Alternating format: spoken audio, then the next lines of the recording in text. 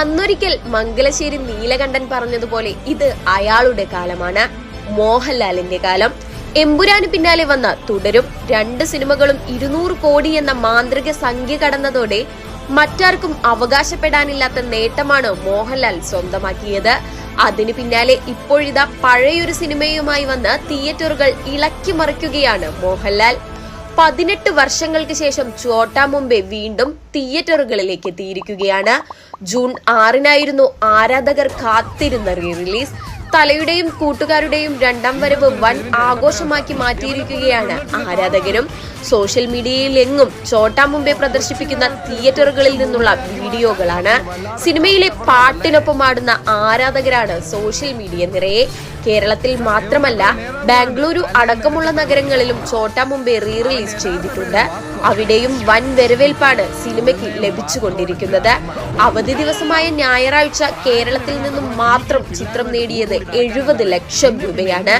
ആദ്യ 3 ദിവസത്തിനുള്ളിൽ ആഗോള ബോക്സ് ഓഫീസിൽ സിനിമ നേടിയത് 1.90 കോടിയെന്നാണ് റിപ്പോർട്ടുകൾ സൂചിപ്പിക്കുന്നത്. മിക്ക തിയേറ്ററുകളിലും ഇതിനോടകം തന്നെ ഷോകളുടെ എണ്ണം കൂട്ടിയിട്ടുമുണ്ട്. രാത്രിയെന്നോ പകലെന്നോ വ്യത്യാസമില്ലാതെ ആരാധകർ തിയേറ്ററുകളിലേക്ക് ഒഴുകിയെത്തുന്നുമുണ്ട്. മുമ്പൊരു റീ റിലീസിനും കാണാത്ത തിരക്കാണ് ചോട്ടാ മുംബൈ പ്രദർശിപ്പിക്കുന്ന തിയേറ്ററുകളിൽ കാണാൻ സാധിക്കുന്നത്. ഈ കുതിപ്പ് തുടരുകയാണെങ്കിൽ അതിവേഗം തന്നെ ദേവദൂതൻ റീ റിലീസിൽ നേടിയ കളക്ഷൻ റെക്കോർഡ് ചോട്ടാ മുംബൈ മറികടക്കുമെന്നാണ് കരുതപ്പെടുന്നത്. 5.2 കോടിയാണ് ദേവദൂതൻ നേടിയത്. 17 ദിവസം കൊണ്ടായിരുന്നു ഈ നേട്ടം. എന്നാൽ 4-ാം നാൾ 4 കോടി പിന്നിടുകയാണ് ചോട്ടാ മുംബൈ.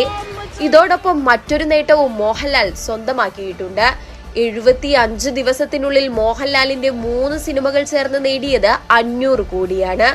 ബ്രഹ്മാണ്ഡ ചിത്രമായ എമ്പുരാൻ 266.3 കോടി രൂപ നേടിയപ്പോൾ പിന്നാലെ വന്ന തുടരും 233 കോടി രൂപയും നേടിക്കഴിഞ്ഞു. ഇതിന് പിന്നാലെ ചോട്ടാ മുംബൈയും വന്നതോടെ മോഹൻലാൽ 500 കോടി തൊട്ടു എന്നാണ് റിപ്പോർട്ടുകൾ പറയുന്നത്. മോഹൻലാൽ സിനിമകൾക്ക് റീ റിലീസിൽ ലഭിക്കുന്ന സ്വീകരണവും വിസ്മയിപ്പിക്കുന്നതാണ്. ദേവദൂതൻ 5 കോടി കടന്നപ്പോൾ സ്ഫടികവും മണിച്ചിത്രത്താഴും 2ാം വരവിൽ 4 കോടിയിലധികം രൂപ ബോക്സ് ഓഫീസിൽ നിന്നും നേടിയിരുന്നു. ഇക്കൂട്ടത്തിലേക്കുള്ള ചോട്ടാ മുംബൈയുടെ അതിവേഗമുള്ള കുതിപ്പ് ആരാധകരെയും സിനിമാ ലോകത്തെയും ഒരുപോലെ ആവേശം കൊള്ളിക്കുന്നതാണ്. വരും നാളുകളിൽ കൂടുതൽ മോഹൻലാൽ ചിത്രങ്ങളുടെ റീ റിലീസുകൾ പ്രതീക്ഷിക്കാമെന്ന് സാരം.